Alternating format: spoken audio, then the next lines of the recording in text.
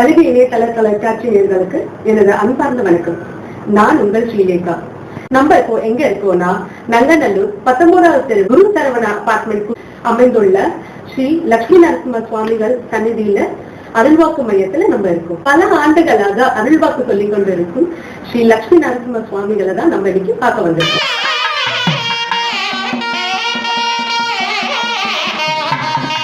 வணக்கம் ஐயா. நீங்க உங்களுக்கு இந்த அருள்வாக்கு ஞானம்ன்றது எப்போ வந்தது? லட்சுமி நரசிம்ம சுவாமிகளோட சந்நிதியை பத்தியும் சொல்ல முடியுமா? கழகு டிவி நேயர்களுக்கு இனிய காலை வணக்கம். லட்சுமி நரசிம்ம பாட்டகர் நங்கநல்லூர். ஸ்ரீலேகா, உங்களுக்கும் வணக்கமா. அதாவது லட்சுமி நரசிம்மர் அருள்வாக்கு மையம் அப்படின்றது 2021 ஆரம்பிக்கப்பட்டது. அதுக்கு முன்ன சின்ன வயசுலேருந்து லட்சுமி நரசிம்மர் வாக்கு சொல்லுவேன். சின்ன வயசு 2001 நான் சொல்லிட்டு வரேன். ஆனா எல்லாருக்கும் தெரிய வந்தது 2013 தெரிய வந்தது. அழகிரியர் கோவில், நங்கநல்லூர் அழகிரியர் கோவில்ல பேனர் போடப்பட்டு அதுக்கப்புறம் எல்லாரும் வர ஆரம்பிச்சார். அதுக்கப்புறம் தான் இதுக்கு ஒரு ஊன்றுகோலா ஒரு பையன் இருந்தான். அதாவது இப்போ அவர் வேலைக்கு போயிட்டார். அவர் அவர் தான் கேட்டார், எங்களுக்குலாம் சொல்ற மற்றவர்கள் கஷ்டப்படுறவங்க நிறைய பேர் இருக்காங்க, நீங்க சொல்லலாமே அப்படின்னு கேட்கும்போது பெருமாள் கிட்ட உத்தரவு கேட்டு 6 மாதம் இருக்கிறது பெருமாள் உத்தரவு கொடுத்துட்டு அதுக்கப்புறம் உத்தரவு கொடுத்து வாக்கு சொல்லப்பட்டது. அந்த வெளியில தெரியறதுக்காக பேனர் போட்டு வாக்கு சொல்ல ஆரம்பிக்கப்பட்டது. இப்ப சமீபமாக இப்ப 2021 பெரிய சன்னதியா உருவாக்கி பெருமாளின் அனுகிரகத்துல பெரிய சன்னதியா உருவாக்கி அருள்வாக்கு மையம் நங்கநல்லூர் அப்படின்னு இது ஸ்தாபிச்சு இப்ப அருள்வாக்கு சொல்லிட்டு வரோமா. அருள்வாக்குன்றது சில விஷயங்கள் சூட்சமங்கள் இருக்கும், அதை வெளியில சொல்றது தெரியாத இருக்காது. சின்ன வயசுல இருந்து வாக்கு சொல்றோமா. ஐயா, இப்போ உங்களை பக்தர்கள் பார்க்கணும், அதே நேரத்துல அவங்க என்னென்ன கடைபிடிக்கணும், என்ன ப்ரொசீஜர் ஃபாலோ பண்ணணும், உங்களை பார்க்கணும், எந்த நேர காலம் எல்லாத்தையும் கொஞ்சம் விரிவா சொல்ல முடியுமா?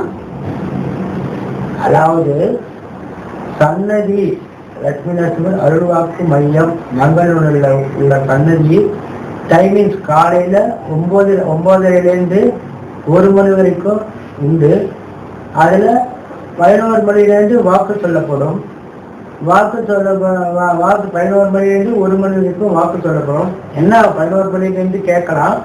ஏன்னா 9:30 பெருமாளுக்கு பூஜை ஆராதனை நித்திய ஆராதனை ஆனோம். காலையில ஆராதனை ஆனோம். அந்த ஆராதனை ஆனவுடனே வாக்கு சொல்லப்படும். இந்த அடுத்த கேள்வி அதாவது எப்படி அணுகணும், எப்படி சன்னதிக்கு எப்படி வரணும், அதோட இது சொல்லுங்க அப்படின்னு சொல்லியிருக்கீங்க. சன்னதிக்கு வர்றது, அதாவது வாக்கு கேட்கணும் அப்படின்னும் போது வழிமுறைகள் எப்படி அப்படின்னு கேட்டிருக்கீங்க. அந்த வழிமுறைகள் எப்படின்னா, முதல்ல அந்த வழிமுறைகள் என்னன்னா, அதாவது முதல்ல போன்ல அப்பாயின்மெண்ட் வாங்கிக்கணும். அப்பாயின்மெண்ட் நல்லா கவனிக்கணும். அப்பாயின்மெண்ட் இல்லைன்னா பார்க்கப்பட மாட்டாது. அப்பாயின்மெண்ட் வாங்கிக்கணும். அப்பாயின்மெண்ட் வாங்கின அப்புறம் அவங்க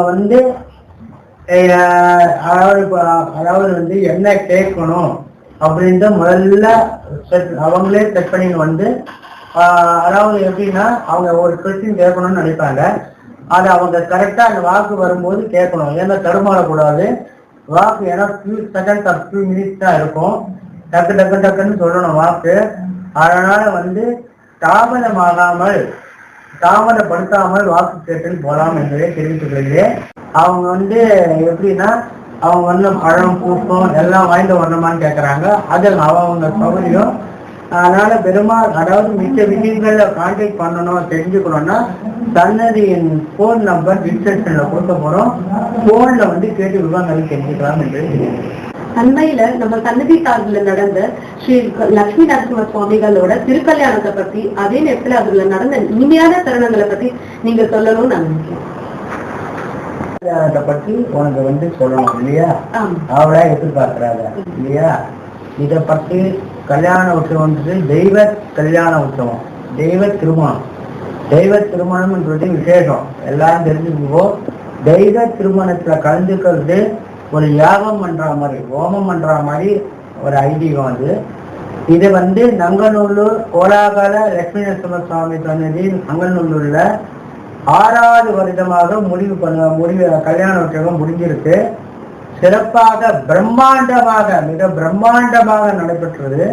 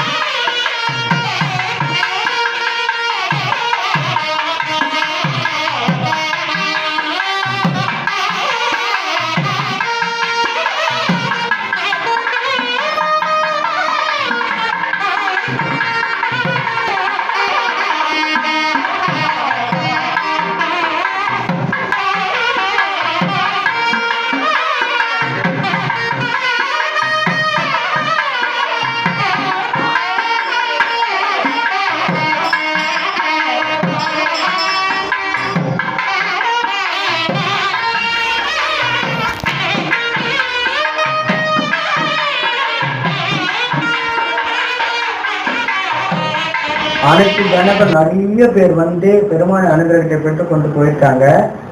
இந்த கல்யாண உற்சவம் ஏன் நடக்கிறது அப்படின்னா முதல்ல தெரிஞ்சுக்கோங்க. பெருமாள் நரசிம்மர் கல்யாண உற்சவம் பண்ணது ரொம்ப ரேர். எங்கேயுமே அவ்வளவு சீக்கிரம் நடக்காது, ரொம்ப ரேர் கல்யாண உற்சவம். இந்த நரசிம்மர் கல்யாண உற்சவம்ன்றது ஸ்ரீநரசிம்மர் கல்யாண உற்சவம் திருக்கல்யாணம்ன்றது ஒரு லோக க்ஷேமத்துக்காக, அதாவது மழை பெய்யணும், கல்யாணம் ஆகணும், கல்யாணம் ஆகணும், என்னென்ன பிரார்த்தனை இருக்கோ, வேலை, குழந்தை பிறக்கணும் அப்படின்னு பிரார்த்தனை வைக்கிறவங்க கூட இந்த ஹோமத்துல பிரார்த்தனை வச்சிருந்தா நிறைவேறும். கல்யாணம் ஆகாதவர்களுக்கு அந்த ஒரு வருஷத்துக்குள்ள கல்யாணம் நிறைவேறும் என்ற ஐதீகம். அதே மாதிரி இந்த சன்னதியில நடந்திருக்கு அந்த ஒரு வருஷத்துக்குள்ள கல்யாணம். அதே மாதிரி லோகக்ஷேமத்துக்காக இந்த கல்யாண உற்சவம் நடக்கிறதே தவிர வேற எந்த இதுவும் இல்லை என்பதை தெரிவித்து கொள்கிறேன். ஐயா, இப்போ லட்சுமி நரசிம்ம சுவாமி சன்னிதியில என்னென்ன விழா அதே நேரத்துல உற்சவங்கள் என்னென்ன நடக்கும், அதை பத்தி கொஞ்சம் விவரமா சொல்றீங்களா? அதாவது திருக்கல்யாண உற்சவம், முதல்ல திருக்கல்யாண உற்சவத்தை பற்றி பேசினேன். திருக்கல்யாண உற்சவத்துல இருந்து ஆரம்ப உற்சவம் சென்னையில பெருமாளுக்கு. திருக்கல்யாண உற்சவம் ஆடி மாதம் அஸ்த நட்சத்திரத்துல நடக்கும் திருக்கல்யாண உற்சவம். அடுத்தது கார்த்தி மாசம் திருவோண நட்சத்திரத்துல பெருமாளுக்கு வனபோஜன உற்சவம் நடக்கும். அதே மாதிரி மாசி மாசம் புனர்வசு நட்சத்திரத்துல வசந்த உற்சவம் நடக்கும். இது மெயினான முக்கியமான 3 உற்சவம். அதை தவிர தை மாசம் தவண உற்சவம் தண்ணீர் உள்ளே நடக்கும்.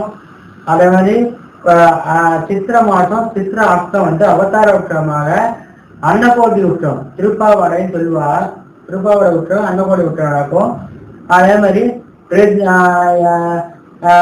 திருக்கல்யாணம், ஆண்டாள் திருக்கல்யாணம், அதாவது ஆடி மாசம் பூர நட்சத்திரம் திருவாரிபுர உற்சவம், அப்புறம் பங்குனி உத்திர உற்சவம் எல்லாமே சிறப்பு அபிஷேகம் ஆகி கல்யாண உற்சவம் உள்ளுக்குள்ள சந்நிதிக்குள்ளேயே நடக்கும் என்பதை தெரிவித்துக்கிறேன்.